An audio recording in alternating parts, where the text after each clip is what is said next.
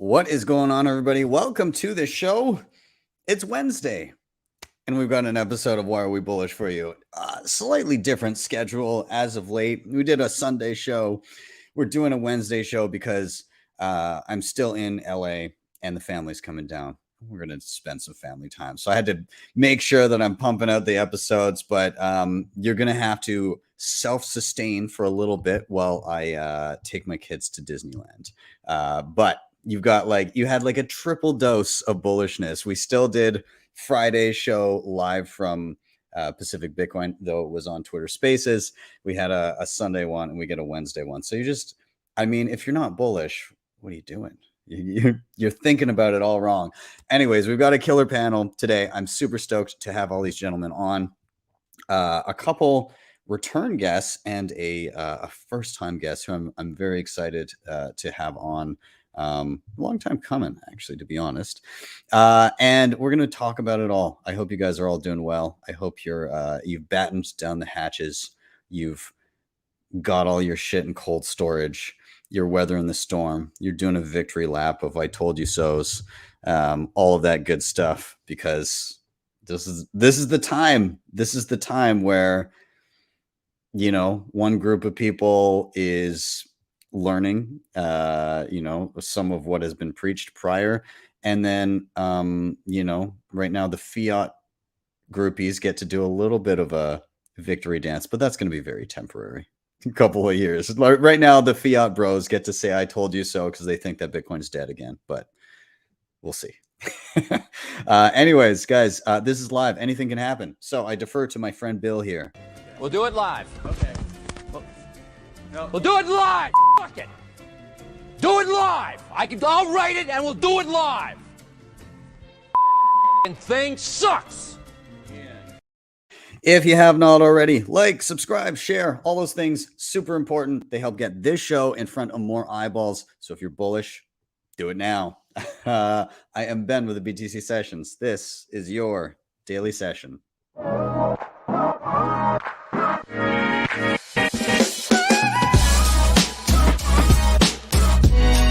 Hodl the Bitcoin.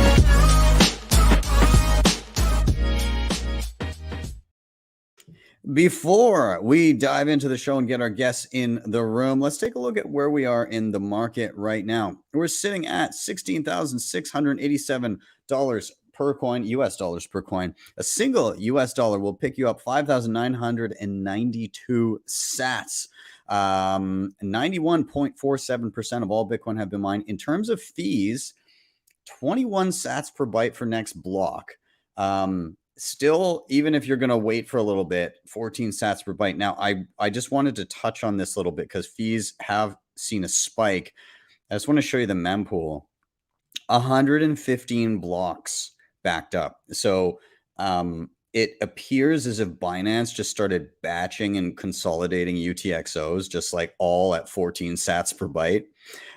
So just to be sure, make sure if you need anything getting through in any reasonable amount of time, you're setting it above 14 sats per byte. All right. So just keep that in mind, because if you look at the mempool, see that big middle lump? These are all transactions between 12 to 15 sats per byte. So set it just over that and you should be fine.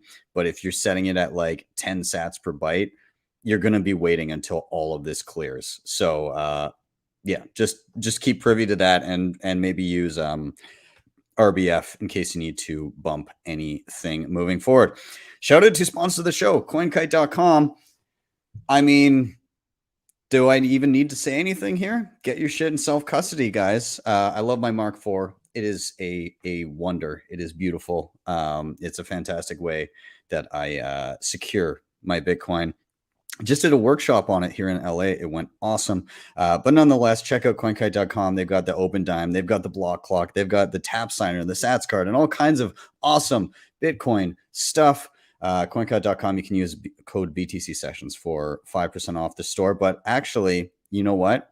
I will concede the ref link and I'll say, check out their tweet earlier today. There's a different, I can't recall what the code is, but they're given like 15% off everything in the store. So I don't give a fuck if you use my ref link. Go use whatever the code that they said. If it means that you're going to get it in self custody, go use that link instead and enjoy even more sats back. I think you get an additional 5% off if you pay in Bitcoin. It's a good time to grab some hardware. Up next, Shakepay.com. Again, easy way to be stacking sats in Canada. E-transfers in and out. No deposit withdrawal fees, including when you withdraw Bitcoin. That fee is covered for you. On top of that, deposit and buy your first $100 worth of Bitcoin, the link down below. After that, you'll get your $10 for free. You can shake your phone every single day for free sats. They've got Sats Back Visa card, which is awesome. They've got their Shakepay program. There's all kinds of awesome ways to be stacking sats. So be sure to check out the link down below, shakepay.com. Bitrefill.com. These guys help me a ton living on Bitcoin. I can pick up all the gift cards that I need, both on chain and via the Lightning Network. Sats back as you shop, more sats back with the referral program. You can top up your phone, inbound Lightning channels, and if you're in the US, you can pay your bills. So awesome stuff here. Check them out. Links are down below. And then BillFodl. If you're backing up any important Bitcoin wallet, be sure to get it in solid steel. You don't want it just flitting around on a piece of paper. This kind of gives me that peace of mind versus fire damage or water damage, all that crap that I don't want to have to worry about. This is how I'm backing up my important Bitcoin wallets. Now, I want to touch on something here because I'm sure lots of people are curious. It very much pertains to everything that's been going on right now. LEDN, everybody's like, shit, contagion, what's going on? So the LEDN guys have been very, very conservative, but I still think everybody that uses any type of service like this needs to be very conservative as well. Historically, I've only ever had maybe 5-10% of any of my Bitcoin in here at any one time. And that's because I'm a pretty conservative person. And I usually use it based on business needs, like if it's a cash flow issue. But nonetheless, right now, because there's no need for it for me business wise, I don't have any funds with any custodian at this time. And I think a lot of people have been spooked lately. So again, exercise caution with all stuff like that. These guys have thus far been, doing all right. They've been very, very conservative. They did tweet out earlier this morning, LEDN has no exposure to Genesis and remains fully operational. When LEDN did first begin, Genesis was their primary lending partner. Over time, they reduced concentration risk through the diversification of our borrowers. As of October 2022, LEDN no longer has any active lending relationships with Genesis. Reason for that tweet was because Genesis halted customer withdrawals earlier today. So guys, again, exercise caution. Just be careful out there. Again, like they've been super conservative. They've been careful, but as we've seen, you never know, like if you're partnered with another company, you sometimes don't get a whole lot of insight into what a partner of a partner has done, and then that partner gets fucked. And then, so again, be careful with shit like that. Only use what you absolutely need. And that's pretty much all I can say about that. Most people should only ever leave stuff with the custodian if it's absolutely necessary. But right now, all my stuff is in self-custody, just so you're privy. Nonetheless, I'm going to stop there. I'm going to get these gentlemen into the show. So I'm going to welcome Adam. I'm going to welcome Max, and I'm going to welcome Carlo. Gentlemen, thank you so much for being there. Sorry for my rambling at the beginning, but I wanted to, because there's been lots of questions as of late as to like, holy shit, like it's been a fucking week, guys. There's been a lot of stuff going on, but before we get into all that, let's chat. Let's do a round of intros. So I'll simply ask, who are you and what do you do? Let's start with Adam, man. Let people know who you are, what you do. Yo, I'm I'm Adam O'Brien. I'm the founder and CEO at Bitcoin Well. We're a Canadian non-custodial Bitcoin company. We have Bitcoin ATMs, buy Bitcoin with Visa, debit, and Interac e-transfer. You can pay your bills, sell Bitcoin, all that good stuff, all in the presence of self custody. Awesome. Well, dude, I'm glad to have you, and yeah, I'm sure you've had an interesting week. Lots of calls, lots of fun things. So yeah, glad to have you on. Let's do a rotate. Carlo, can you please let everybody know who you are, what you do? Hey, what's up, everyone? Ben, thanks for having me. Yeah, so I'm at Shakepay, and I'm on the communications and policy team. So working on orange pilling heads of state. That's my title at the office. But yeah, here in Ottawa today, part of some work that we're doing with MPs, and yeah, it's just slowly going through the early innings of what is a long process of educating and hopefully moving the needle forward slowly every day to get more favorable outcomes for Bitcoin on the policy side. I bet you've had your work cut out for you, like as of this week. You've got a few hurdles to jump over. Yeah, now. The narrative, the conversation, it's like wartime, which is really fun, actually. Yeah. So you no longer have to kind of motivate the conversation to happen. It's coming at you. So. Yeah. Huh. Interesting. I'm sure we'll get into that in a bit. Max, welcome back. How you doing, my friend? Let people know who you are, what you do. Yeah, thanks very much, Ben, for the invite again. And well, Max Hillebrand. I'm an economist by trade, fell down into the cypherpunk Bitcoin rabbit hole hard, and since then been working on a bunch of free software projects, building some of the tools for individuals to protect their properties. Most notably, that's Wasabi Wallet right now. I do a bunch of things there. So that's a wallet for receiving and sending Bitcoin privately and effortlessly. We have the 2.0 version out, and it's been running smooth. Awesome, man. Well, I'm glad to have you. It's good to see you again. I think the last time, years ago, it might have been, were you on when I was in Greece? That might well be. I think that was the case. I think I was in Greece and I was still doing shows over there, and you came on because the time zones worked out a little bit better. Not so favorable for you this time. It's probably a little late there, but you're being a trooper and you're here. So thank you. I'll do it all for the good conversations. Question for you, Ben. Which countries haven't you broadcasted from? I mean, for a non-travel show, you are by far the most traveled Bitcoin podcaster, I think. Yeah. It's amazing, by the way. Not knocking it. That's really cool. Well, jealous. I mean, the bulk of my traveling was before I started the show, but then as soon as I think a month into starting the show, I then backpacked Southeast Asia with my wife. So that started off with a bang. So yeah, man. Awesome. So good. Awesome. Well, gentlemen, thank you all for being here. And thanks everybody that's already here in the chat. Good to see you guys. We are going to do Why Are We Bullish? And so for those that are watching that may be unfamiliar, very simple premise to the show. Each one of us brings a reason why we are feeling bullish. We go by the 3 R's. Somebody's going to drop a reason. We're all together, number 2, going to riff on that reason. And then number 3, we're going to rotate. So reason, riff, rotate all the way through until we each get a turn. So I'm going to get us started with my reason for being bullish. And I think the best way to summarize it is that Bitcoin is based in reality. It's tied to the laws of physics. There's not any misinterpretation. There's no bullshit when you look to the base layer of Bitcoin. It is what it is. It's not like a representation of the thing. That's why you can't say Bitcoin is backed by. Bitcoin is the thing.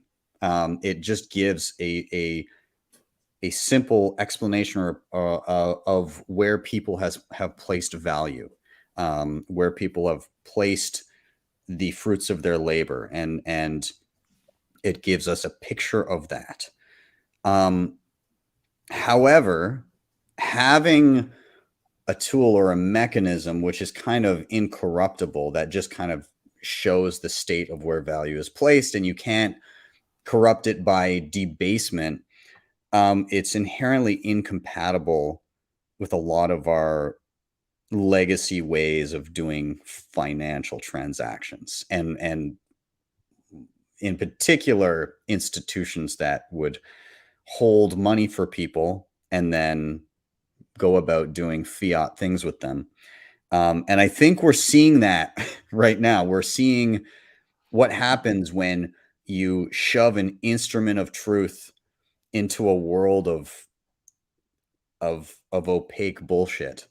It's kind of it's breaking the system from within, because everybody's going about business as if nothing has changed, but something very fundamental has changed in how we interpret and communicate value. I think it's going to keep on happening, if I'm honest. I think that we've introduced this instrument for truth, and people are going to point to this and say, this is the reason everything is breaking. And in a way, I think they'll be right, because it's breaking the dishonesty in the system. And I think it's going to continue to happen. And it's not that we get to choose. It's that the world has to parse through the fact that this now exists and it's inescapable. Because what would the messaging around that be? Well, I know some of the terminology that will be used. Oh, this is breaking our system because this money is not elastic enough. It doesn't respond to the demands of the market. We can't expand and contract the monetary supply so that we don't have these crises. That, I think, will be some of the language that is used as people begin to realize, like, oh shit, we can't behave as we did before with Bitcoin in our world. But what they're really saying is we can't print our way out of mistakes. And that's true. And I think that even with that messaging, although temporarily it may rile people up, they may get angry, they may say Bitcoin broke this, and let's picture a world in the future where all of a sudden we get the next iteration of systemic failure. So you go back, Mt. Gox, Quadriga, FTX, and all the other shit that happened this year. But like it's the same story, just consistently at a larger scale. And I think that, I don't know the timeline, but I think that we see that again, where, I mean, SBF was held up as, oh, this, we've matured. This is what a Bitcoin exchange should be. It's, his parents are regulators. It's safe. It's, it's robust, to quote Kevin O'Leary. He's gonna back him again, I think. Yeah, I know. It's just insane to me. But like, everybody thought, okay, now we've attained where, we've gotten to a place where it's mature. And then no, it was just a bullshit Ponzi scheme.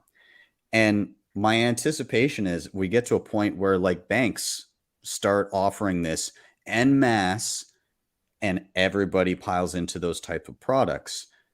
But I don't think that changes the behaviors that banks have today.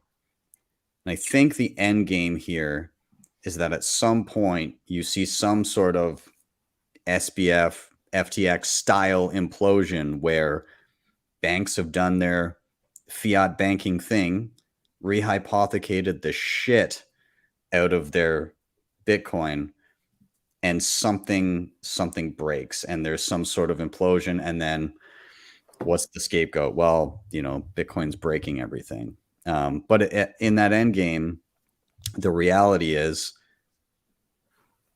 they're just saying that, oh, we can't inflate this. And people figure that out, and people say, well, I want that. So I'm bullish because Bitcoin injects truth into a system of opaque bullshit. That's where I'm at, gentlemen. I'm going to open it up to you guys. What do you guys think? Thoughts? Show's over. Yeah. I see everyone. Throws his mic Ben off drops the the table, mic. walks out. I don't know. Bang on, man. It's like when virtue signaling meets physics, physics always wins. Someone told me that. He was telling me about how his son is a vegetarian and works at a steakhouse, and I was like, "How does that work? Like, isn't that against his virtue?" He's like, "Well, he has to make money. So when virtue signaling meets physics, physics wins." And lo and behold, it's the same thing. The virtue signaling of elasticity of monetary policy and budgets balance themselves, and who could think of monetary policy at a time like this, and all the other things that our crazy prime minister has said about money in Canada. Just virtue signaling doesn't make a difference. Bitcoin comes and bends it over and does what it needs to. So bang on, man. Totally agree. It's definitely been, I think they're going to regurgitate, like you said, all the same things that they said during the gold, like when they removed the gold act in the 1971. Like all those people now that were old enough to know what was going on then, they're all getting old and senile and dying off. And our younger politicians that want to take control are just going to regurgitate the same things.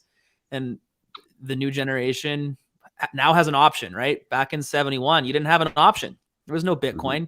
There was no opt out at that point in time. So hopefully this is a win for humanity here. Yeah, I hope so. Slightly. Yeah. I mean, Ben, the idea that, you hit on this, these iterations of cycles, right? What do we lose? $8 billion worth of human capital in this last fallout, right, with FTX. I mean, think about what that represents in terms of energy and humans' productivity that is just like gone to waste, and still probably a pin drop in the grand scheme of things. And unfortunately, like, human nature doesn't change overnight, and there's gonna that's where the root cause is here, right? Both from the people who are at the spigot deciding what the policy is going to be for the rest of us, and people who take a lot of hard lessons to learn something that would otherwise be obvious or simple. And I think next, that didn't happen to me means those guys were dumb because they shouldn't have gotten into it in the first place. And I unfortunately think that there's going to be this sort of these, the Mt. Gox people learned a lesson, and Ben, you said this off the top, and then the FTX people have learned a lesson, and there's these like tranches of 1 million people at a time, and maybe next time it's 5 million people, and this sort of like builds the calluses that it takes to get through this. But yeah, there's this is not like the coup d'etat. I don't think that's gonna bring Bitcoin to like the promised land tomorrow. But it is unfortunately what it takes. Everyone's learned a hard lesson, right? There's like tuition. That's what it comes down to. So I think this is what it takes to make monumental change, is unfortunately having people like a system that's based in trust is going to expose bad actors, and we have to flush those away, and it comes with collateral damage. Yeah, it's hard. It's a hard lesson for a lot of people. Yeah. Max, you go ahead. On this, Adam said, like, when virtue signaling meets physics, then that's where the shit hits the fan. And I found it so funny that Sequoia, the venture capitalist fund, a couple days before the whole blow up, they had this beautiful article of how like the founder of SPF, he has a savior complex, and so should you. Like the peak virtue signaling just a couple days before his entire Ponzi scheme collapses. It's just beautiful, and then like even worse, like these guys have no idea about risk management, about proper treasury management. Like after the blow up happens, the guy is on Twitter now saying like, yeah, I think we had like $5 billion of leverage. Yeah. 2 tweets later, he's like, no, actually, sorry, I was wrong. I think we had $12 billion leverage. Like, how the fuck don't you even know what your leverage is if you're managing a money warehouse? Yeah. Like, that's just it was more than we thought, or something like that. Yeah, so like these guys have no idea what the truth is, not even in their own balance sheet. So yeah, obviously they're gonna get wrecked. right? But in the meantime, they're going to be nice and virtue signaling that, oh yeah, we're doing so much philanthropy here, right? And saving all the poor children. But no, you're just stealing from a bunch of people, and that does way more harm than any philanthropist effort could ever do good. Yeah, how much was donated to the Democratic 40 mil.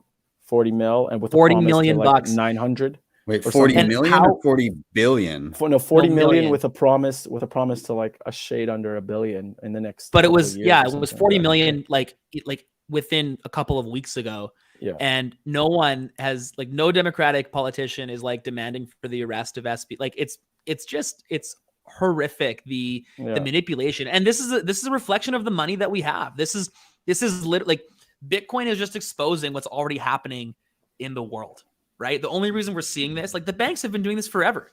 Like running fractional, everyone's up in arms that FTX is running fractional, and they should be, but like literally every single bank is taking customer funds to deliver it to politicians and call it a virtue signal and call it a donation. This has always been happening. Yeah, I want to poll the room here. I'm going to be like super honest. Before Staples Center branding FTX, I didn't even hear of FTX, and I'm involved in this. And like a lot of people that I spoke to, like this thing came out of nowhere. So many people are like, what is this? What is this company? Who are I kind of agree. Like only 1 million users, which is like the million users is a lot of users, but it's not like it wasn't worth the billions and billions of dollars. Like it makes me wonder how much legitimate, like what do you say they were processing $10 billion a day in transaction, like through 1 million users? That seems a little far fetched. And maybe all of our users are just like, not whales. Maybe he had literally 1 million whales. Only the whales, yeah. We're a whale only company. Actually. So inclusive. I mean, it helps when you yourself are one of the whales with your wash traded token that you printed out of nothing. Like, of course they had 10 bill. Totally. Yeah. So I think it's like there's a lot of fishy things that aren't as like, they're not as sexy and not as like eye gouging as like, oh, there's just billions of dollars lost here. But I think we are just starting to pull the thread of what that con artist like started. And yeah, like in the comments you're seeing here, like it'll be labeled Bitcoin's fault. Anyone with a brain is going to be able to see through that. Like we're going to be regurgitating this, unfortunately, for a long time. Like this is the end of crypto, blah, blah, blah, blah. This is same as the Quadriga thing. Like, everyone was up in arms about how bad Bitcoin is, blah, blah, blah, blah. And it's like, nah, this is the result of one bad human being. And frankly, I think it's a lack of education that allows this to happen. I'll add, Adam, I think like the venture capital, like carrot to liquidity based on a broken system, which even allows this to happen. It's not just one bad actor. It's one bad actor who's taking advantage of a bad system with other bad actors behind that. And it all compounds. Yeah. Well, I mean, what was he like on a Zoom call when he raised his round and he was playing like League of Legends or some kind of video game or something? And it's like, oh, and then you have the chat log from the people at Sequoia who are like, I love this kid. He's so cool. He's ignoring us. Let's give him more money. He's playing his video game while he's raising this round. This is highlighting just, if Sequoia was investing in Bitcoin, they would think long and hard before they parted with their Bitcoin on an investment. And bingo, when money is cheap, you don't care because you could just turn around and go back to the spigot source and get some more. So the Bitcoin fixes this thing. Yeah, I mean, bad investments, companies do their due diligence when they part with hard assets, and this kind of solves that problem. The best thing is that FTX didn't even have any Bitcoin on their balance sheet as they got bankrupt. And that's another beautiful piece of truth. Like, how can you steal so much money and not save it in proper money? Like, it's crazy. Dude, just a lack of time preference through and through. Like, just absolutely no time preference. It's it's absolutely tragic. To your point, Carlo, I totally agree. It's like when the money sucks, it incentivizes all of the wrong things. And I was having this conversation with Julian, like Kinetic Finance, a little while ago. We were talking about like the non-stop, like how do tech employers become so like everyone gets free dinners and all these crazy office perks and da da da da. And it's because as the money became cheaper and cheaper and cheaper, these tech giants had to figure out ways to spend it. And over time that became the norm and the standard, and like the inflation of it all just hits across the board, which makes for garbage money. And yeah, Bitcoin fixes it, because your time preference, like imagine if all the money spent on free dinners at Twitter was put into Bitcoin. Like what would that be worth today? 1,700 people, right? Like how many more lines of code does that generate? And we think about it from like an efficiency and a proof of work perspective, it like really hits home when you put your money into time preference rather than like just heat of the moment, high time preference. Yeah. Yeah, Adam, go ahead. No, Carlo, you go first because I got something after. Yeah, I was just gonna say, there's this sort of magical thing that happens when you're a startup, and Reid Hoffman has said, I love the way he puts this. It's like your default status is dead, and then you're jumping off the cliff and building the plane on the way down, and you, like entrepreneurs by design, we're like scrappy. Let's piece it together, and the thing you're trying to figure out is how do you make it to tomorrow. And then how do you make it to the next day? And it's all about productivity and value that you bring to your customers. But then something happens along the way, and there's this like not really under the hood, but there's this opportunity where everyone wants to get a piece of what you're building, because you've managed to come through the noise and you're creating some signal and you're actually adding value to the market, scrapping your way through in a productive, valuable way, adding to society. And then you can get a bunch of money for real cheap, because everyone wants to get on your bandwagon. And what happens next is your focus moves away from productivity, and Jeff Booth talks about this, and now you have to start thinking about growth and growth metrics that are not tied to actual value being produced into the economy, but more like these vanity things, like how many employees you hired, how many sales units regardless of what they cost, and like how big is your office or whatever, and we have like a system that just like pushes, this is what the funnel looks like. And unfortunately, you end up having an entire economy based on growth values as opposed to productivity values. And like you were saying, and we were saying before, when venture capitalism or venture capitalists or investment dollars are not as cheap, people parting with them are gonna think long and hard before they do it, and they're gonna do their due diligence on companies and reward the ones that are productivity focused, and not look for vanity metrics to be able to get their multiples on their exits in a short time period. Yeah, man, it's gonna be all about time preference, and people that understand time preference are gonna look for value. I read an article about this like 6-7 months ago about where the whole market right now is shifting from this concept of promises into a construct of production.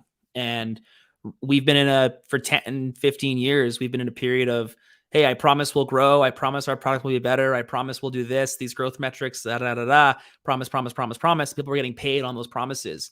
And I think very rapidly we're moving into a period in an economy that's going to value production. We are able to produce this right now.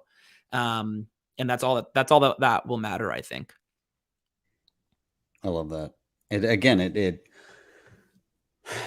when you base everything on, well, you're pulling value from the future, Right. potential value from the future, The promise of value.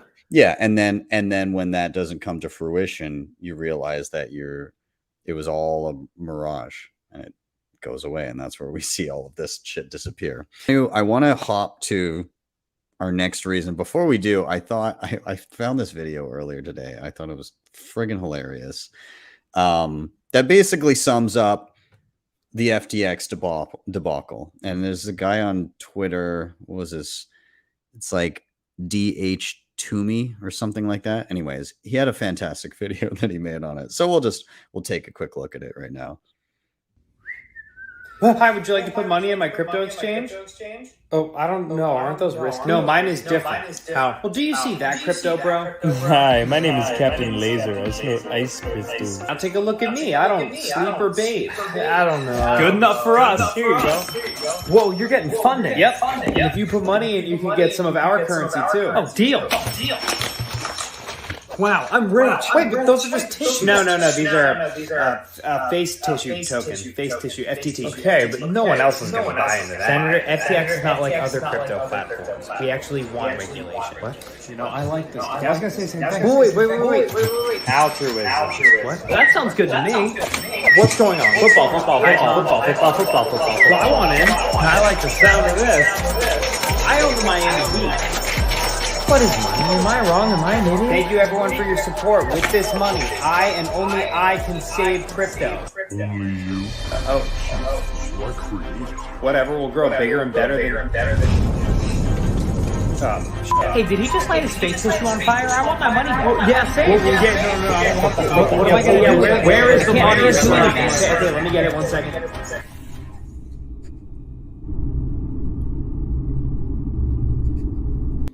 So does this affect me at all? Like, so good. That's so awesome. That was well done. Yeah. The hole behind the that- box, the magic box. That's funny. The magic box, man. Oh God, like what a beautiful what a beautiful We can see video. though how like everyone's just FOMOing in, right? The money is so useless that we're using.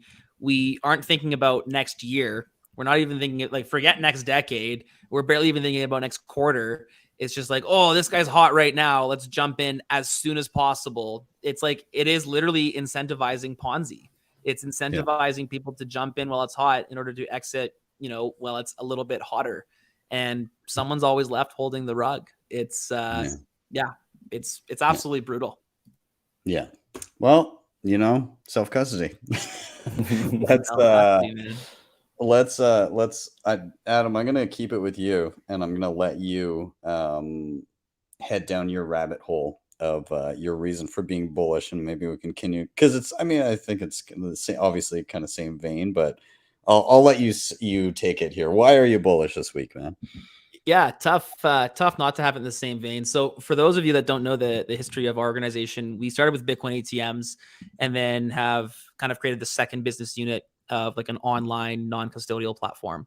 And we're a publicly traded company. We went public about 18 months ago, and lots of investment bankers, investors, they don't understand that as a differentiator. They don't understand why being non-custodial matters. And I told them, well, people's funds aren't exposed. We don't obviously want to steal customer money. We literally cannot steal customer money, and all the things that we as Bitcoiners all understand. And the investment bankers all along, they're like, we don't get it. Doesn't make sense. Not a real differentiator, blah, blah, blah, blah, blah.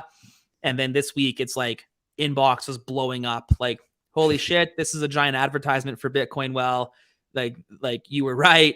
I can't believe how much being a non-custodial Bitcoin platform matters. And it's like the investment bankers, it's our customers, it's our new customers. We've had record user signups, record user verifications all on the platform. Just this last week, my DMs, my Twitter DMs, my email, everything is just like non-custodial matters. I didn't realize how much it mattered until right now. And like, we've been around, like this is on such a big scale, right? We've been around since 2014, 2013. Like that's Mt. Gox, that's Quadriga, that's the BlockFi debacle from earlier this year. That's the trucker bullshit from freezing funds. Like, I feel like it's all just been pent up, and now finally FTX is the blow off top for why self-custody matters so much in this like traditional finance world. And it's it's just been nonstop this week of like a little bit of vindication, I guess, to feel. That's why I'm bullish, is people finally understanding the need for self-custody of money. And also like the people that come into our office, because we've got these Bitcoin branches where people can come in, ask questions, one-on-one consultations, totally free. And we get a lot of shitcoin questions and we don't sell shitcoins. So it becomes like, they don't really, they leave a little bit like disheartened because they can't buy their Doggy coin or their whatever at the top. Actually, a funny thing that happened, a little small tangent. one of our Bitcoin specialists, he messaged me on Slack and he says, "Hey, this is the top for Shiba because a homeless guy just came in looking, like wondering how he can buy Shiba." And literally that afternoon, bubble pop. It was like the most hilarious like timeline of events and signals. And we talk to people, look, this is the Bitcoin ethos. This is why Shiba or ETH or Dogecoin or whatever FTT, this is why it doesn't cut the mustard for us. And it's your money. If you want to spend it in that way, it's not, it can't be through Bitcoin. Well, but you know, here's why we believe what we believe. And again, texts, like when this happens, the support for our customer success team and the support for our Bitcoin specialists of like, wow, I would have bought this garbage if it wasn't for kind of the Bitcoin ethos, that low time preference ethos. So yeah, lots of just vindication and praise for the team right now, which feels good. Yeah, that's so. Again, it's when you go around and you stress the importance of like, hey, you know, this thing was created specifically to kind of not have to rely on somebody to hold your funds for you. Yeah, and promises of someone else. Yeah, and to prevent everything that we've seen thus far, right? Like that was kind of the impetus for Bitcoin to be created, was to you know, censorship resistance, immutability of the underlying rules, all of these things, and that goes away when you don't hold it. Like the other thing that blew up was wrapped Bitcoin on Solana, right? And like I think at the time I tweeted out, turns out wrapped Bitcoin is just wrapped in somebody else's private keys. And so like the reality of it is, if you don't have Bitcoin in your own wallet, you don't have Bitcoin. And you might have Bitcoin in the future, but you don't currently have Bitcoin, and you may never have that Bitcoin. And so you want that certainty of like, there it is.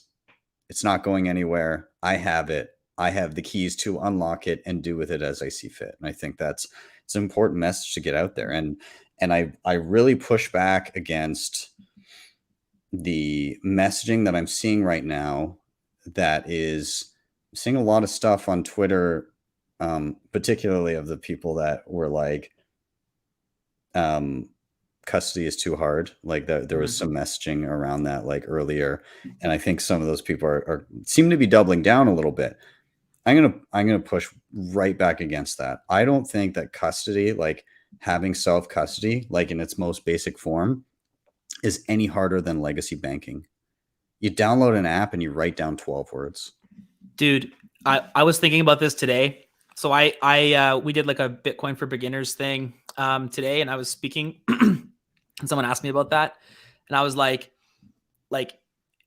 as a society, we've figured out how to like not shit on the middle of the street. We all like eat when we're hungry, right? Most of us like have some level of semblance of like, we can take care of ourselves. Lots of us have children that like don't get lost. We all have cars. Very complicated, I will say. That's incredibly complicated. Way more complicated. Way more complicated. We do things that are hard already. We have children and pets, and like the street is not littered with human feces. Like we've figured out how to be like pretty basic responsible. The fact that you can't keep a steel plate with 12 words on it, or that's like the mantra, you're just brainwashed. You're just like you don't understand what it means to be responsible for things, or you do, but you can't apply that to finance. But I'll lose it. Well, I mean, like, don't lose it. Like, don't lose your child. Right. Don't like, lose your child, and like, don't lose your exactly. Like, you figured out how to buy lunch today.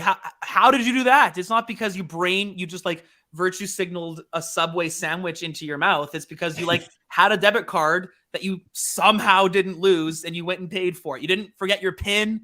Right. It's like, it's such an easy concept that we're just like, we're taught from such an early age, be responsible. Don't even think about holding your own money because you can't possibly be trusted with that. And it's got it. I mean, it has to be coming from the legacy financial system, because where else does that narrative come from? Yeah, it's horseshit. I don't know, Carlo, I'm going to get you to jump in on this too. Cause again, like you've been a big advocate of self-custody and everything. Like what is it that there's this sticking point of like, there's still this pushback of no, it's too hard. So like I normally default to human nature for almost everything when I think about why things don't why things aren't more obvious or happen more seamlessly, things that would otherwise seem obvious if you kind of like debunked your own assumptions. And so I think that there's this idea that we're not necessarily idea, but we're kind of groomed into a system that we're giving up a piece of ourselves almost on every interaction that we have, online, in person, and in exchange we give up that piece of ourselves for convenience. And it's a condition now that has become part of the human sort of like societal function. We're very, very quick to give up some liberties in exchange for convenience. And this has sort of this is permeated in every facet of life. So, you can't even like take a piss anymore without being bombarded by an ad. Like even the most intimate moment of your life, which is like taking a shit, and you have an ad in front of you, right? Like every single touch point of your life is bombarded for your attention, and in exchange for that is convenience. And so there, like back to what I was saying earlier, there's like a huge unwinding that needs to happen. And I don't even know if it will ever be to the point where the vast majority of people will self-custody. I think there's going to be hybrid systems, better protocol and policy with custodians who are proven legitimate actors, and those will be the ones that help the portion of the population who just won't do it, right? I mean, you put gold in your mattress 100 years ago and you lost your gold. It's not gold's fault, it's your fault, right? It's not gold that's a bad asset, it's you that's a bad custodian of gold. And so some people will get spooked by the idea of having to be responsible for themselves, and I don't know if that changes on a global scale. What I do know is that the people that are going to take advantage of those people are going to get flushed out because of things like FTX and all these other horrible, like, bad actors that are getting exposed. And at the end of the day, like, this fluff is gonna, the shit's gonna hit the fan, and Bitcoin's gonna be left standing. And that's kind of like where I'm at, really. I mean, it's a long game, and I'm bullish on, Bitcoin doesn't give a shit, and it's gonna be there, and it's gonna do its thing, and you're either there to be part of it or you're not. And I mean, that's the beauty of it. So I'm gonna send a question towards Max in regards to this, because it's kind of like a two-part question here. One would be, would you echo that, like, by default, most people are, if the option is available, the average person will probably default to, like, the least responsibility? And two, do you see tools and technology that is either available today or that's coming down the pipeline that can act, like, at least mitigate those risks and prevent future blowups like this, like maybe like collaborative custody and things like that, where there's not an ability to, like, siphon off customer funds and things like that? Yeah, it's a really good question. I'm not so sure if people actually really want to default to what's like to give away their responsibilities. I mean, there's many things here at play. Like, one is that you just want to get things done. You have problems to be solved, and you don't care about a lot of the nuances of how to solve these problems. Like, you don't care about the chemical composition of diesel inside your combustion engine. You just drive your car to work, and we are kind of the weird guys who care about the money. Like, everyone else cares about his job in order to earn money, but nobody's working on the money per se.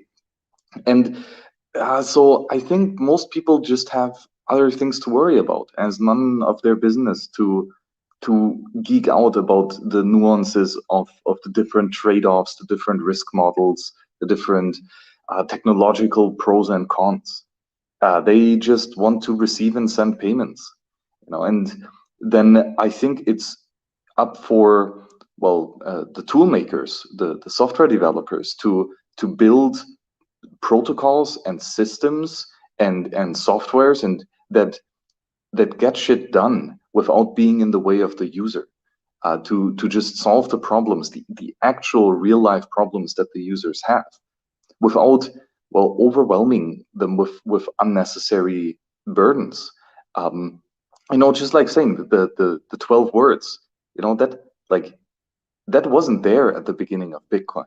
At the beginning of Bitcoin, you had your wallet.dat file, and after every 100 transactions, you had to make a new backup of that. And that was just raw binary data, that was like zeros and ones, not at all words. So some genius protocol engineers came up with those 12-word standards, and that was a massive UX improvement, where all of a sudden it is a lot cheaper, a lot easier, a lot more convenient to back up your sensitive key materials. And that didn't come out of nowhere, right? And it was really hard work, and it's still hard work. And it's something completely novel that, sure, for us that are somewhat aware for a long time about everything that's going on, yeah, it seems obvious, but for everyone else, not really that much, right? So there is for sure a lot that we can improve to reduce the cost of defense while still increasing the cost of attack. And to a large extent, it's just about, well, a secure soft protocol design. Like, the only reason why we're here is because Bitcoin is a secure protocol. Right? All the 12-word great UX, easy to use things would be completely a waste of time if Bitcoin was not a secure protocol. Thankfully, we have secure protocol in Bitcoin, so now we can focus on the next steps, like a great user experience. And that's a lot of work, but we're getting there. There's more and more great UX designers in the Bitcoin space to really make using Bitcoin much more effortless. And then people will opt for the secure and private option because it's also the most user-friendly, and it just works, and it just solves their problems. That was, I guess, kind of both parts of the question. What was the second question? Yeah, it was again, do you think people default to the easiest option? But then the second one would be, do you see some of the tools that are available now or on the horizon helping with this, so the people that are least motivated to try something new have an easy way to at least be protected? Yeah, definitely.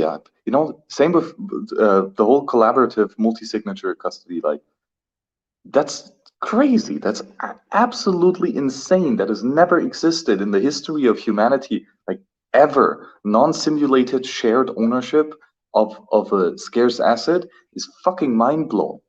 Right? So we see now companies like Unchained or HODL, BISC, like, glimpsing the first things that is possible with this stuff.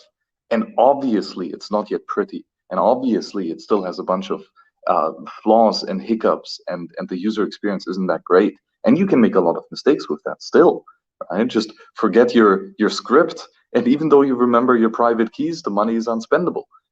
Make sure you have proper backups of much more than just your private key material as soon as you're using multisig, right? So that adds a lot more complexity and all of this. So we're still extremely early here, but the direction of where we're heading and the tools that already today are working well, as bad as these tools are, we know how to improve them. We know how to make them better. So yeah, definitely. This is the protocol developers and the UX designers are hard at work to make your money easier to defend and much more difficult to steal. And that's the stone is rolling down the hill, and it's just picking up momentum. I love that. And I'll echo your awe of collaborative custody. It's a pretty amazing accomplishment that you can, and something you mentioned, Unchained, something like that, where you can have a handful of things that you're supposed to protect, but you could literally lose 75% of all the stuff that you're supposed to protect. And in a worst case scenario, if you die and your family loses all of those things except for one key, they can go to Unchained and be like, hey, here's proof that we're next of kin. We have one key. Can you help us out? And there's that backstop of like, worst case scenario, there's still a way to access the funds. So like to have that kind of fault tolerance is huge. And it will, as you said, like there's still hiccups, there's still things to be worked on, there's still ways to make it easier, but damn, it's come a long way. So yeah. And I was just going to add, like the Max, the analogy you brought before, which was like, people, about the car, right? Where, how long are we into having cars on the road? Like, it's not like more people are mechanics, less people are mechanics. Nobody knows how to operate their vehicle. They just like that it works. And when it doesn't, they send it to someone else to fix. So it's, I guess, like presumptuous to assume that because the tool, the tool, let's say Bitcoin, is out there longer, then more people are going to be more comfortable to self-custody. I think it's spot on to what you're talking about, Max, is that there's going to be these tools to service the important sort of like aspects of what Bitcoin is and the fundamentals around self-custody, and maybe there's these sort of intermediary measures that allow people to take more ownership without necessarily taking, while having all the convenience that they're comfortable with, and maybe like a suite of like degrees of self-custody. Anyways, that kind of makes a lot of sense to me.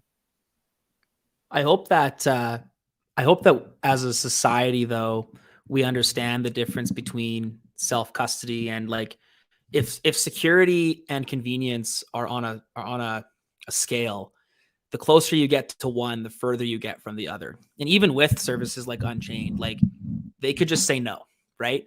The government can still censor that. So I think that even if the custodian has all the best intentions in the world, when the state comes knocking, the custodian throws their hand up and obeys the state because they have to, right? You can't blame the capitalist for needing to bow down to the regulator. Look at the banks. I don't think the banks wanted to freeze 2,000 bank accounts from single mom in Ottawa for donating to trucker protest. But they had to, because the state said, do it or you lose your license. And the banks make a few $billion a year and they can't afford to lose that license. And so I think it's important to recognize, like, yes, these convenience tools are important and they probably are a stepping stone towards having comfort. But if we treat this as the end all be all instead of an eventual end goal of self-custody, I think that would be a net detriment to society, because the state will come. I mean, look, like that's the Gold Act, right? Like gold, it was made illegal to hold gold. And if all of Bitcoin, if it's made illegal to hold Bitcoin and all of Bitcoin is sitting in a multi-sig, then guess what happens to the second half of that key, right? It's going straight into the state's hands. Yeah. And I think I will say that with the collaborative custody, if it's a 2 of 3, so this is how Unchained works, is you hold 2 of the keys and then the backups to those keys, right? And then Unchained has 1, so they never have full access to the funds. The trade-off, the trade-off is privacy, right? So Unchained, like somebody could come knocking and say, who has an account with you? We need an audit of who has those. But at any time, if you retain those 2 keys, you can move with those 2 keys that you own those funds out, and Unchained cannot say no. But they could, if pressured, if you only had 1 key, they could say, we're not going to sign the other side of this transaction. So it's like definitely a better scenario there. For sure. But yeah, no, I think as far as collaborative custody goes, there's ways to do it properly. I think though that like as an industry and then conjecturally as a society, it's just something to be aware of. And I think that people will mistake collaborative custody for straight up custody. And if someone has a service that's like Unchained, but they have 2 keys for your protection, that would end up being problematic. Yeah, Adam, I think your point. Sorry, Ben. I think your point is really well said. We should never, the industry, the Bitcoin industry, should never deviate from the ultimate message. Right. But like assuming that just because it's true doesn't mean people are gonna think it is, or Totally. understand why it is, and then what are the stepping stones that we're taking to get there. Besides the hard lessons that people take, these like technological innovations that bring us closer to that aha moment for more people. I think that's like a very like level-headed, reasonable approach that gets us closer to our goals sooner. Yeah. I think I would tend to agree with most of that. So yeah, no, totally agree. But there's other benefits to self-custody, to custodianship, other than it's easier, apparently. I think the main reason why people give their base money to someone else is because it's cheaper. That's how it was in the gold case, right? Moving physical gold around is quite expensive, and to protect it physically is quite expensive. So you give it to an expert, right? Just like you give your car to a mechanic. And I believe that we have the same troubles in Bitcoin. Moving Bitcoin by yourself on chain, self-custodially, is going to be ridiculously expensive. I mean, Ben, you showed the mempool earlier today, right? Like, it's full. You got to start paying. And this is totally going to be like 20 sats per VByte is still going to be ridiculously cheap. We're going to be in the hundreds, thousands sats per VByte.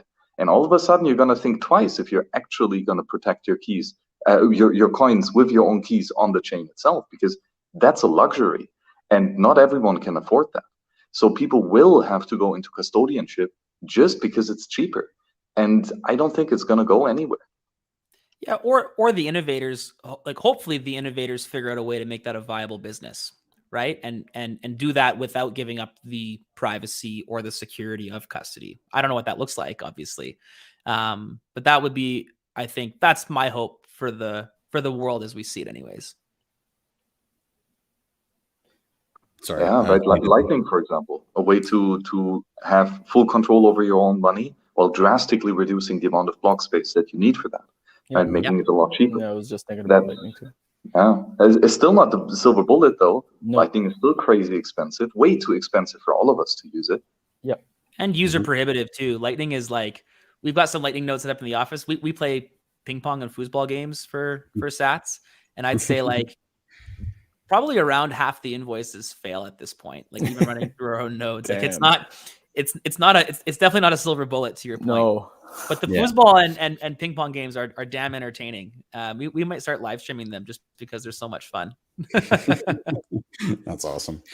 All right, well, gentlemen, I'm conscious of time. I'm gonna keep it rolling here, and actually, I'm gonna toss it to Carlo here, and stick with you here because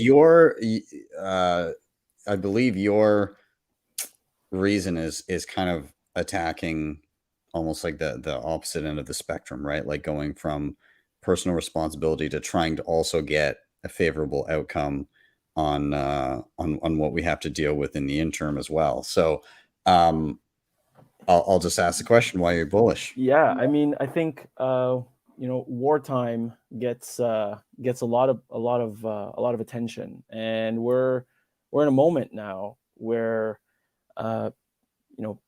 the conversation, like if you would have said 10 years ago or 5 years ago, however long you've been in Bitcoin, that the White House is cooking up policy or doing drafting bills to help protect and regulate the industry, then you'd be like, what happened? I woke up and where did this come from?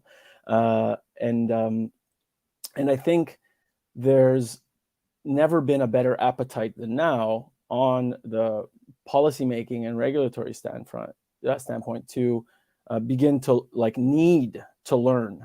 And there is such an information gap. When I tell you guys that there's we've all seen, Congress and, Mark Zuckerberg and, the guys trying to understand the internet with Mark and how social networks work. Well, they're like the same on, blockchain. What is crypto? What is, Bitcoin? How does it work? Like, there's a lot of one-on-one conversations that need to happen, but now the pressure, because of one, the impact that it's having on their constituents. People are losing money because they're being misled. So, having an opportunity to get in the room, and I think Shakepay's mission is to, usher in this Bitcoin golden age, right? How do we get Canadians, like every Canadian, with some Bitcoin in their back pocket? And regardless of where they get it from, our, mission in the comms and policy team is to help affect change that creates these favorable outcomes for more people to feel comfortable to start like exploring and getting into the asset. And taking, the adversarial route, it kind of does us a little bit of a disservice. And I think, I was talking about calluses before. If we look at, and I don't know when each of you got into Bitcoin, but it's like the early cypherpunk movement that was Bitcoin. Like, I think that the persona that it took, or the culture, the ethos that it took to, survive through those early days, like an armor was built, and like a fuck you mentality, for survival, right? For survival, like to be able to make it through to where we are today. It took some hardened souls to get there. And what I'm really bullish on is this next wave, right? This next wave, which is not necessarily the fuck you conversation, but more like we're not trying to be adversarial, but there's a solution out there, because clearly the experiment that is monetary policy is not working, and it's not serving so many of us. And so how do we now start to have a conversation around what regulation looks like in the space, so that consumers can start to feel protected by their government, because that they still want that, right? And the government is not just going to bow out of monetary policy. In fact, there's, I'll talk about it in a second. There's this bill, an act being drafted in the U.S., a very important one. It's the Digital Commodity Consumer, the DCCPA, the Digital Commodity Consumer Protection Act. And that's the one that Sam Bankman-Fried was pushing with Congress, and with the House. And so this act essentially would allow the regulation of commodities, spot market commodities. And so that is never for Bitcoin. So the Bitcoin spot market will be able to be regulated. And it's like, you don't regulate, the price of corn, right? That, like, commodities are not regulated in the same way that equities are. But this act would actually do just that. And there was the Hillebrand Loomis bill, for those of you who heard it the year before, and that one had a way more favorable, encompassing, encouraging tone to it. But this other one that sang SBF, I want to say scam, bankrupt, fraud. So the one that he was pushing alongside a guy named Boozman and another senator. This one was way less favorable for Bitcoin, and this is in the U.S. And so what we're seeing is, like, the government came out with 3 responses from the way that this act was drafted, which is the U.S. there's no interest of not maintaining monetary control of the monetary policy. They have no interest in not having control of a system that would elicit create illicit financial behaviors. And the other one was, they want to be able to make sure that it has consumer protection at the forefront. So, you have all these politicians that are trying to come around to regulate a system that they don't really understand, and they're not going to go in there to pick winners and losers. And so the part that I'm excited about is that we're now like invited into the room, and it's not going to be like hit a grand slam on the first meeting, but there is a responsibility that these legislators have to their constituents, and there's a responsibility that they have to create policy that they feel protects them. And the fact that there's this like information delta, and now industry leaders are being asked to explain how this is, what it works, what do we need in order for customers to start feeling like they could regulate, that they could get involved and start to dip their toes in safely. That is only going to like create an environment where institutional capital feels way more confident and comfortable deploying money into this. And I think if you map out the game theoretics here, you end up having like the end game is, even if like all of crypto is bulked into one, and the distinction between Bitcoin and crypto doesn't happen on the first go, what we have is shitty projects. All the altcoin BS won't make it through to the other side of that, and Bitcoin will. And so even though it's not like the first inning is not going to be the home run that everyone wants it to be, the fact that it's happening gets us closer to our end goal. And I'm incredibly bullish that these conversations are like really at the forefront. And like it's not at all like a multi-partisan thing. Like Bitcoin is not multi-partisan, and there's a lot of FUD around energy that has to be debunked. There's a lot of FUD around who are Bitcoiners. Are they all just like white dudes that are aping in their savings into it and hate the world? So there is an opportunity now to start having a conversation with the system that, hey, look, we don't want to. We're not trying to opt out. We're trying to fix. And let's work together, because the thing that you've done so far is obviously not working. Look how many people are not currently served by the monetary system that's in place right now. And so that's why I'm bullish. So I'm I'll keep mine short and sweet. So I would say that I don't have a ton of faith in politicians, obviously, given the past year. Yeah. I won't elaborate further. That said, there's two things in what you're talking about that I do think are positives. One is when everybody when there's at least an opportunity to be in the room, there's going to be Bitcoiners in there. There's going to be shitcoiners in there. Now, one thing that will be the positive of that is, as you were talking about, kind of longer time frames. The Bitcoin narrative is pretty cohesive. It's pretty cut and dry. Like, hey, this is what Bitcoin is. It's what it does. The general messaging around it is relatively.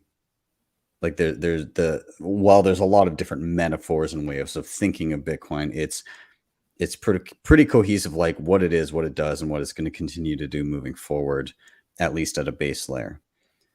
The shitcoin narrative is all over the fucking place, right? Like it's a world computer, it's ultrasound money, it's whatever the hell, and it changes based on whatever gets the most money in the door for the next scam. And so that will become clear in short order when you have people consistently looking at it in the same room. At least I would hope. But I think it's easy to kind of cut through the bullshit, and it's becoming more easy. And my reasoning for thinking that is from what I've seen, this past like few years is the first time I've seen people come into the space and very, very quickly hone in on Bitcoin only. I haven't really seen that before. It's taken like multiple years, and now it's some people are like, oh, I got in last year and I kind of dabbled in shitcoins, and then I started doing some reading and I realized that Bitcoin's kind of the only thing that made sense. And I'm like, wow, that's a quick learning curve. It took me a few years to like parse through enough stuff to even start going that way. And that's just not the case anymore for a lot of people. The other thing that I'll say is I don't have trust in politicians, but I view value, especially in the medium term, in getting some of them on our side, because I kind of view it as a time buying mechanism. This is how I think of the regulatory approach, because inevitably, I think there will be a point where there's going to be some shit politician that's just like, ban it all. I think that perhaps happens at some time, or like there's always the threat of that happening. It would be a better way of putting it. I think if we're able to at least buy time where we can build out tools where if that happened, it would have minimum impact, then that would be a hugely positive thing. Like get in the room, have the conversation, say, hey, like this is how it functions. Like we see this as a tool for human freedom and human flourishing, and we think it's a positive thing. And if we can get people to understand that message and at least make it so it's not impossible to continue to build, then that's an overall positive thing. I'm not as optimistic that we'll get in the door and like get the positive regulations and then it'll all be rainbows and sunshine forever. No. But I do think that we can gain a little bit of ground and then build like mad, and then build out a system that is easily accessible for all. And in that nightmare scenario where some dude kicks in the door, is like, fuck it, it's illegal for everybody. It's kind of like, wow. China tried it, India tried it. I mean, it like, I don't know if that has the impact. And I think that ship sailed to maybe rest your your stress away from that. Like there's too many big players in the space now for like people who have the ears of some of these policymakers that are, we're not in a place where it's just a couple of people in their basement doing some shady business. The amount of institutional capital and businesses, the economic incentive to be behind on this goes against unfavorable policy. You're not just talking about like losing control of monetary policy or the panic that you might, and then you're just going to push the F button on the keyboard. I think we're past that. And maybe I'm optimistic, but like you were saying before, Ben, there's what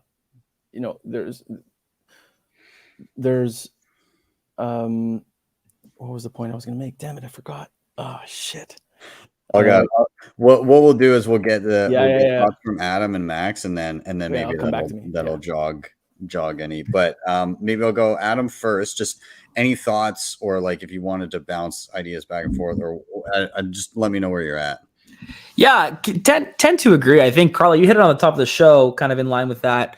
Like the conversation is coming to us at this point. A few years ago, our chief revenue officer and I, Dave, we had dinner with Pierre Poilievre, us and a few people. This is before his big Bitcoin like surge. As a politician who understood monetary policy, who didn't really understand Bitcoin, after like 2.5 hours, you could just see the orange pill like filling up in his eyes. It was like, what about this? This is how Bitcoin works. This is how Bitcoin addresses that. He's like, oh, wow, good. What about this? This is how Bitcoin works. This is how Bitcoin addresses that. Oh, wow, good. And you could see that happening. So I think you're right to the effect that the good politicians that understand what sound money is and understand why a Bitcoin-like experiment is worth trying in a sovereign nation. I think you're right. I think maybe where I side with Ben more than Carlo is that there are more than like 3 of those in existence.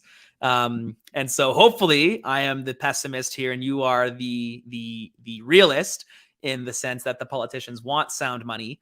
I don't think the bureaucrats are incentivized to have liberty amongst the individuals. But it could just be the pessimist in me that's thinking that. So tend to agree with that. And I think that the ones that get it, they get it and they understand. And it's a really, really quick dive into the Bitcoin ethos and why Bitcoin works and why the other cryptos or why a CBDC won't work. In my experience, those have been few and far between. Yeah. A CBDC. So it's like, it's them, playing, like not learning from the lesson and totally. Yeah. Just like using like the same bag of tricks that they have. Yeah. Like in my opinion would almost make it seem like are they learning from their mistakes or are they just reiterating what's worked for them? Because there's a possibility that we have different motives here, right? There's a possibility that I want to separate money and state and they want to glue and continue this conjuncture of money and state, and depending on which narrative you're coming from, the policymaker ultimately has the last laugh. I think so. You're absolutely right. And I think the approach that, that I think is for right now, the one that could get us to like, second base is not saying necessarily, we're going to separate money from state because that's an adversarial position. Totally.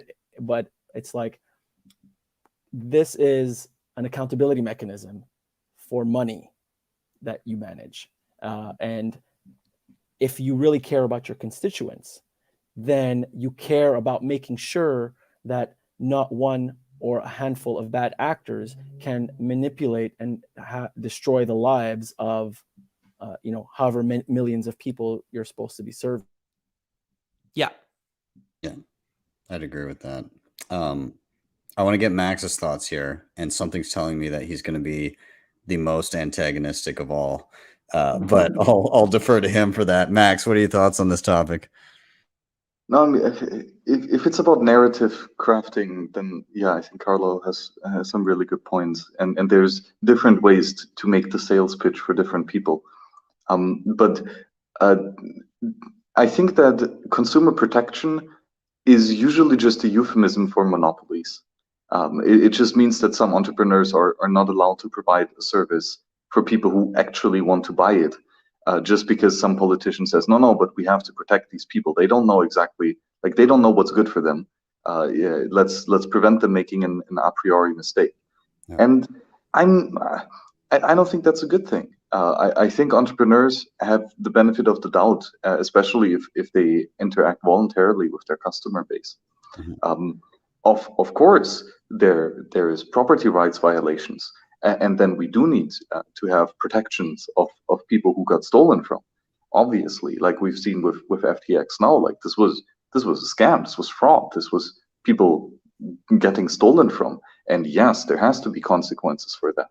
And sure, if politicians are going to be part of bringing those people to justice, then that's great.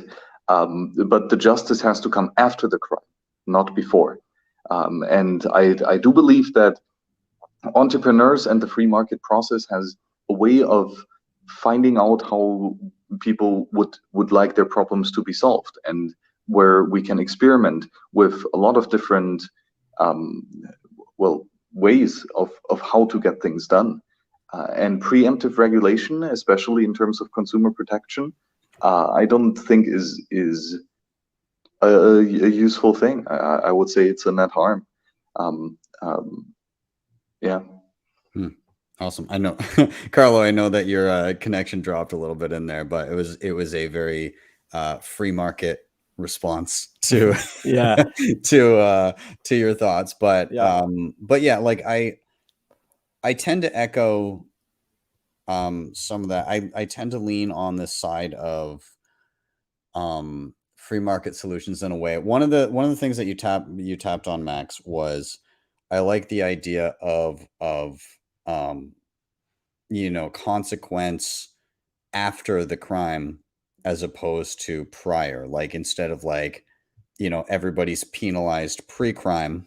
Like, what was that movie with the Tom Cruise movie where they start calling people in for pre-crime because they have like these oracles that can tell them who's going to break the law in the future.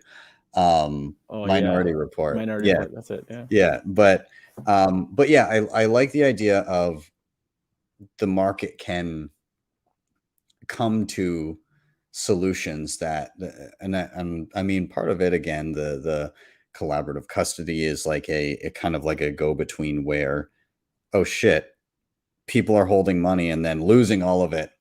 But also people are worried about the personal responsibility of holding all their own keys. Where can we do this? Okay, well, you can hold enough keys to always move your own money, but if you really screw up, then there's a backstop of a just in case that does not have full access to your money. So like, we're seeing some of those things start to pop up. We're seeing the idea of Fediments potentially doing things like that. Even like, I saw a thread the other day, or like a funny tweet from I wonder if I can pull it up here. It was regarding, while not actual Bitcoin, it was regarding something that maybe makes sense for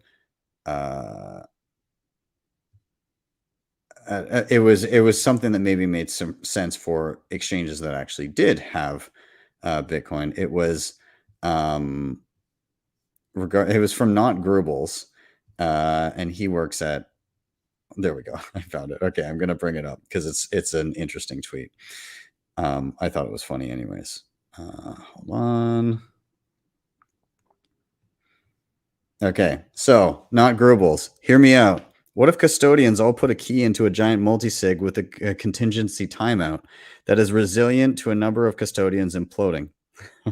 And that's effectively what Liquid is, right? Like, it's a, and yes, there's counterparty risk. The vast majority of holders of the key to that multisig, in which the Liquid token is pegged, would have to be malicious. But like, that's it. People are starting, the point is, people are starting to bat around the idea of, what if we reduce a lot of this risk with technology versus imposed regulations? And I think we're going to get both.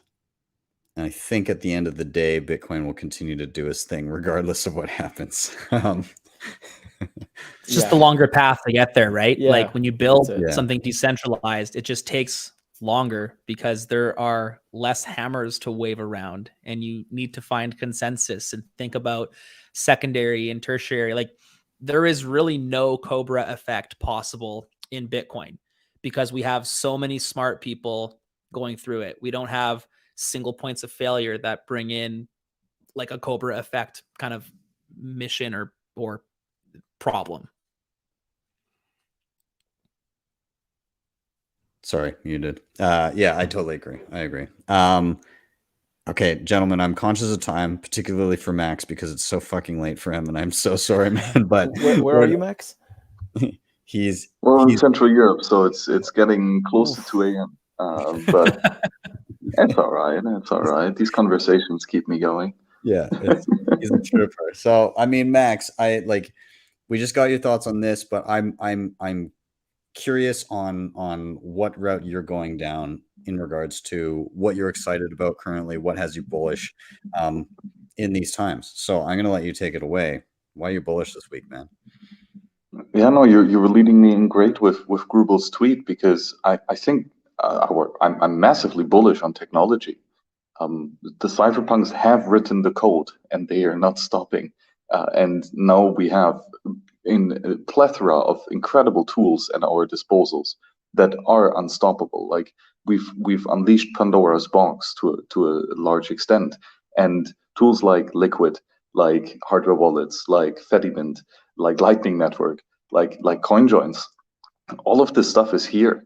All of this stuff is not going anywhere.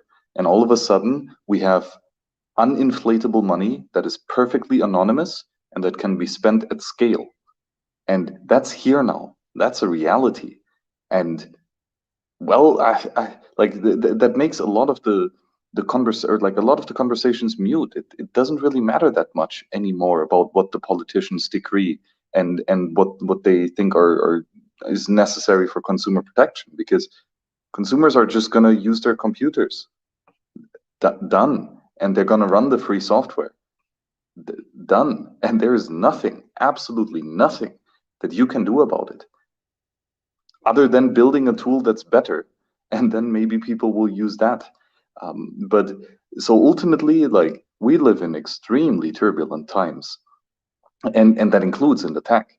Like, the last couple of years, especially in the bear markets, we've been building like crazy. I mean, the Lightning Network is a creature of the bear market. So is, for example, Wasabi 2.0.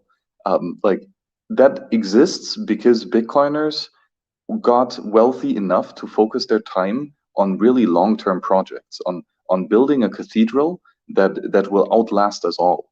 And that motivation, that rigor, and that drive to really make an impact and to just keep going is something that is it's not possible to stop. And even if you could, it's already too late, because to a large extent we've solved a lot of the key problems that needed to be solved in order for the cypherpunk future to be here. And sure, the Lightning Network is still broken. We've just seen LND go down twice in a couple of weeks. So there's numerous flaws with the protocol. But we know of all these flaws. And there's a lot of unknowns as well, but we know of a lot of ways of making the Lightning Network better. And the same goes for CoinJoins, for example. Like, Wasabi 2.0 it's fucking insane. Like, we have anonymous money now that's extremely cheap to maintain. Like, that's crazy. That's absolutely crazy. Like, and it works, and people are using it for thousands and tens of thousands of Bitcoin at this point. So, but the cool thing is, when you zoom in close enough to Wasabi, Lightning, or any of these, things start to break quite soon. Like, they're not as great as they could be. And that might be a bit discouraging because, well, we've put so much effort into it and it's still not working great. Invoices keep failing in Lightning when you want to pay for the tish kicker, the football, right? However, that means just that we still have ways to improve, and it will get even better in the future. And the number of cypherpunks just keeps growing, especially because of debacles like FTX. These bear markets breed a incredible caliber of humans to build and work on these tools. And there is a tipping point sooner or later, and arguably we've already reached it. And from this point out, we're winning. We're winning so hard. It's not even funny. So what's going to come in the future, just by this technologically enabled, well, superpowers that we have now, is, well, none of us has any clue, to be honest. But I think we all have a glimpse of the magnitude of how insane this is going to be. And yeah, buckle up. It's going to be fun. I love it. There is so much. I mean, you mentioned a few. Again, like, between, I mean, when I think scaling, privacy, all of this stuff that's here and on the horizon, it's pretty amazing. Like, if you go back, I don't know, pre SegWit in 2017, there was scaling didn't exist. Scaling was custody, right? Like, that's pretty much what it was. Then we got on-chain scaling, and then we paired that later with off-chain scaling via Lightning. And now we're starting to see, and along with that, you get some better privacy assurances with Lightning, depending on how specifically you're using it. We have these protocols for, again, additional privacy via CoinJoin. We have state chains is an interesting one to play with. I enjoy like what Mercury Wallet is doing. And then we have things on the horizon, or I guess not on the horizon, but actively being worked on, like Fediment, which I'm also very interested to kind of see how that progresses. And there's just all these tools that are helping us towards the end goal of, I mean, personally, my end goal is for everybody to be able to utilize Bitcoin in a secure, easy, self-custodial, and private way is kind of what I would like to ideally see. Have that accessible to everybody. And so I think we're getting there.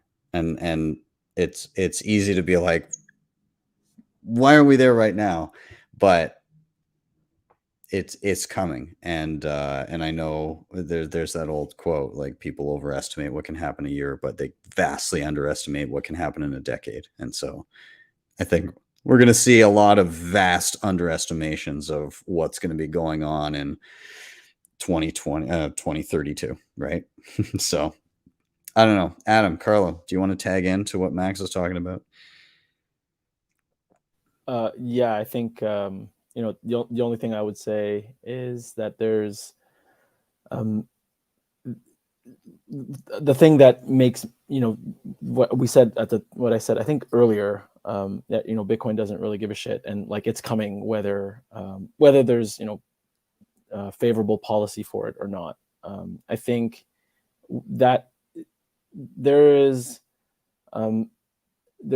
like, we're still so much at the early stages of this thing, and I'm, you know, by no means an expert on the technical side of it, but I am encouraged that there's like it's tactical around how we're trying to expedite the end result, and it's not you know, it's not like, as far as like the way I see it, you know, I want what you said, Ben, around those fundamental, and that's kind of there already, right?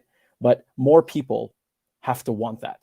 And I think, what are we doing as an industry, as a collective, to make more people want what you said? And it is like an attack. It comes in attacks and on from many fronts and many angles. And so, like, you know, fighting ESG FUD, right? Like, maybe it's not, you know, it's not like the axe, but it could be like, oh, well, you know, proof of work mining is no longer legal in Canada, right?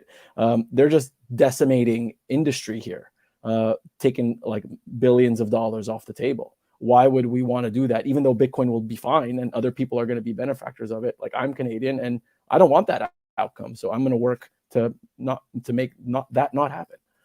Yeah, I agree. I would very much like to get home, plug in my ASIC on the outside of my house, Yeah. which I'm about to do, and have that not land me with a massive fine or in jail. That would be Correct. a very That nice would thing. be a nice thing to be able to do. Adam. Yeah, I think to Max's point, like, the protocol lives on. The cypherpunk started this in the 70s with the HTTP protocol, right, and the internet, and then came SMTP, and like, policymakers do what they need to, what they can. Like, you know, you got to have a list, you got to have someone opt in to send them an email. They, you know, but they're not throttling the protocol. They're throttling the businesses that interact with the protocol. The protocol is unthrottleable, and it's always at a red line. Even in these like Bitcoin is not a price, right? Bitcoin is a protocol, and there is no bear market for a protocol. It's just there, it just exists, right? Whether or not you're using it, the protocol is there, and anyone can use it at any time. And that's like, that's a really, really cool thing. And in the same way, like, you know, the policymakers will do some good things, and some, like, personally, I think the cookie protocol, or the cookie thing that the Canadian government just did, is like bullshit. Like, I got to fucking click no cookies for every single website I go to now. That sucks. And that's an example of, like, for you. Oh yeah, that's very, very. I mean, that's the Cobra effect, right? That's like, how do we stop all these cobras? Let's pay people to kill cobras, and then people start breeding cobras and then release them into the wild. That's what happens when policymakers only think like policymakers have a very high time preference. Like, at most, a policymaker on day one, they have a 4-year time preference, and that's it. And that's all they think about. And the Bitcoin protocol will be here in 400. There will be 400 new prime ministers before the Bitcoin protocol like disappears. And it's just never going to disappear. And I think that's a super bullish thing in that, like, we're all thinking about 1, 2, 3 years, talking about Lightning and how it's like, it's early. My kids are going to know a super scalable Bitcoin, not because of policy, like regardless of policy, the protocol will just be there and will exist and will thrive because of this group and because of this comment section and because of like our collective users on Wasabi and Shakepay and Bitcoin Well and Ben's audience. And I think that that's a miraculous thing, that the protocol is good and the protocol will live on regardless. I think I'm going to kind of, we'll go around and we'll get just a quick kind of round of final thoughts before we wrap here. But I want to pull on a couple things that that were said here to kind of sum up. Adam, you said that, again, you know, there's going to be 400 new prime ministers and administrations and everything before, you know, like, and Bitcoin will still be here. The network will still exist and will live on into the future. And each one of those politicians, whenever they get in, they've got whatever they've got a time preference that is perfectly in line with their next election. That's their only focus. And then you contrast that with, I think it was Max, you were talking about building like a cathedral that won't near completion in our lifetimes. And you contrast those two things of somebody's trying to build something in 4 years and somebody's trying to build something over generations. And imagine the impact it's going to have on those two kind of different groups of people, and how much more will be accomplished by the long-term goals of a cohesive group versus the short-term, I don't care what happens after this, I'm just going to do this for now so I get in for the next election, like that, and just that mindset. And so while it may not be immediately evident in the short term, in the, you know, the term limits of the next election, it becomes more and more pronounced as time goes on. And I think that's just what we're going to see. We're going to, all of a sudden, society is going to be like, why is this one group of people that are focused around a common goal and are using a different money and have this weird way of thinking where they don't care about necessarily tomorrow or this week or this month, but they care more so about next year and next decade and next generation.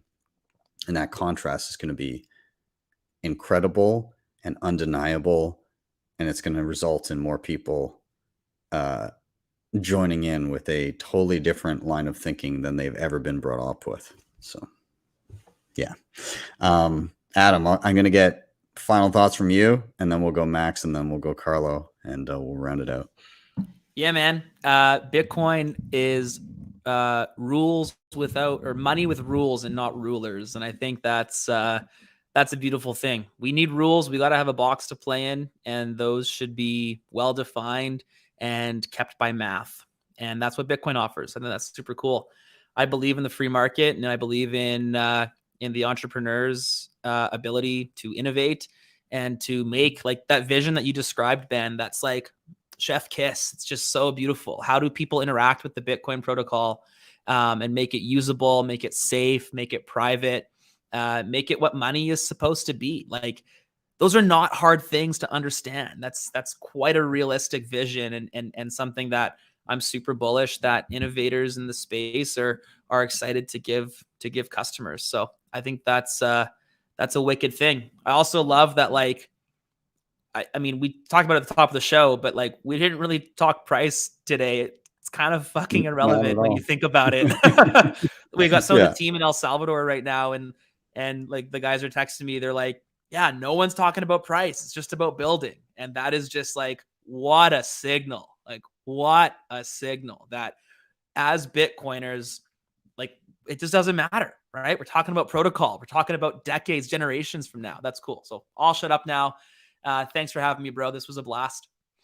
No worries, man. Max, you're up. Final thoughts? Yeah, definitely, man. I love bear markets, man. They're so great, because people just focus on getting shit done and don't worry that much about the price. And, but also, like, man, this is such a once in a lifetime opportunity to stack a shit ton of sats.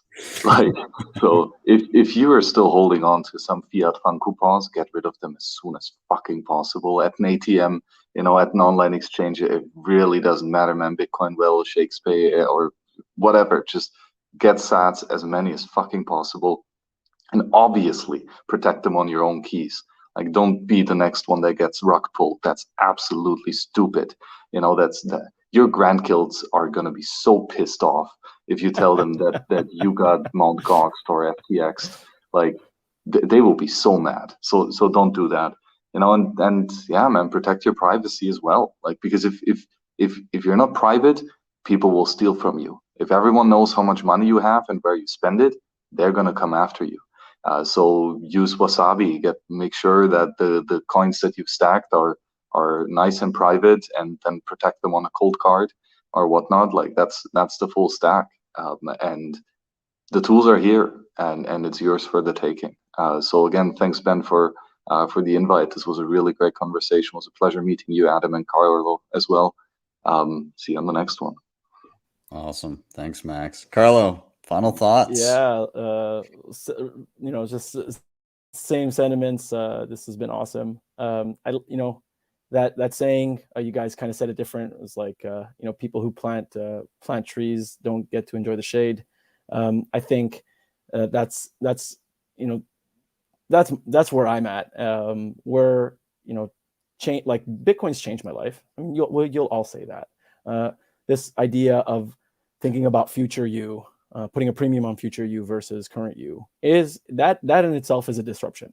It is a disruption that has a monumental impact on society. It changes how we think about our health, what we eat, the things that we consume, the people we spend time with, the relationships that we maintain.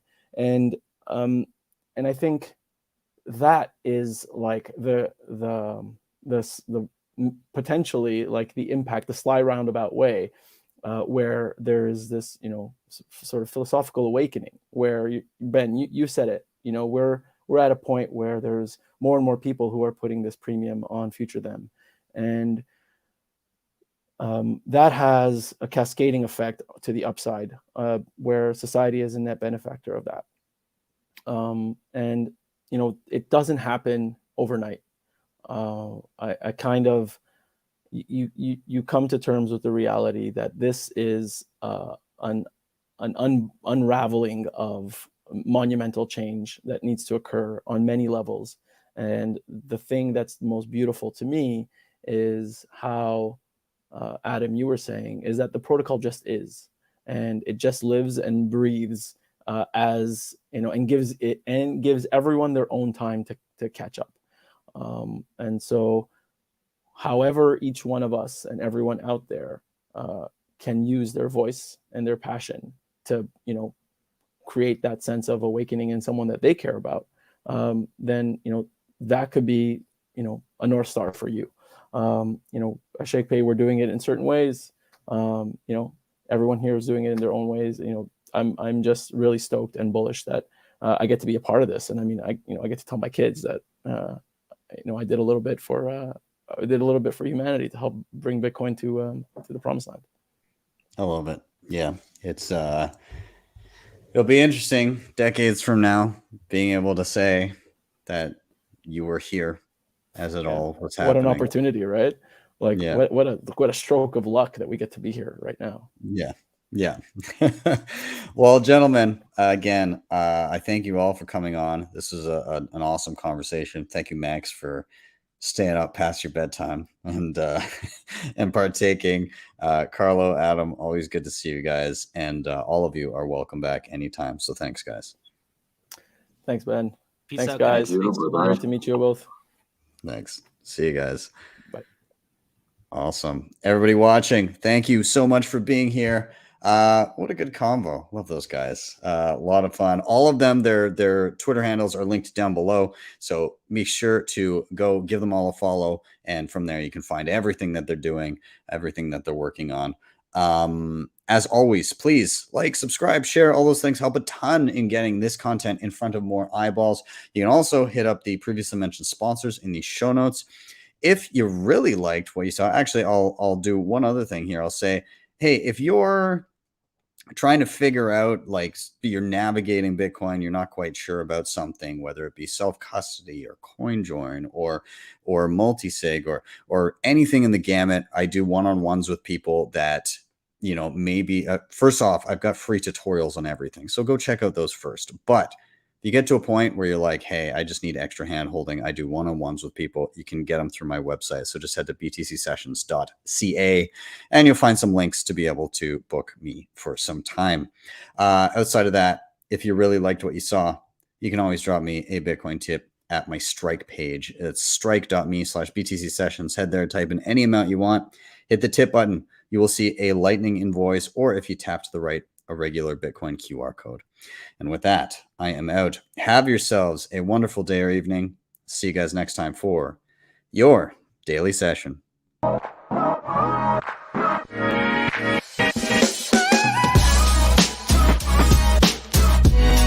Hodl the Bitcoin.